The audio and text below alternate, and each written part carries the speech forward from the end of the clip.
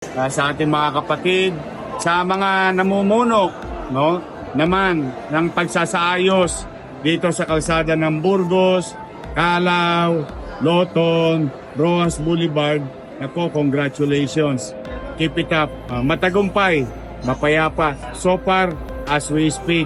At sana, ito naman, ang maging dulot nito ay maging mensahe sa lahat ng ating mga kapwa Pilipino. No, hindi lang iglesia, hindi lang Katoliko, kundi lahat tayo bilang isang Pilipino. Yung panawagan ni Pangulong Bongbong Marcos, ang pagkakaisa, na siya ding panawagan ng kay Eduardo B. Manalo ng pagkakaisa sa ating bansa at tugunan na lamang at magbigay ng tama, sakda at sapat na oras sa suliranin ng ating mga kababayang Pilipino sa Pilipinas at sa ibang dako ng mundo at suliranin ng ating bansa na kinakaharap sa araw-araw ng ating mga leader. Doon na lang tayo mag-focus, magbigay ng panahon.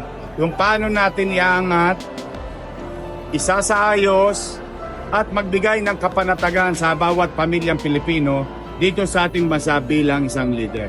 So kami, in our own little way, sa lungsod ng Maynila, kaming mga taga-sanlibutan ay nakikiisa sa Iglesia ni Cristo sa pagdaraos at pagsasagawa ng panawagan ng pagkakaisa at kapayapaan sa ating bansa. So muli, congratulations sa ating mga kapatid dito sa Maynila, dito sa Luzon, at dyan sa Visayas at Mindanao, at mga kapatid natin sa buong mundo.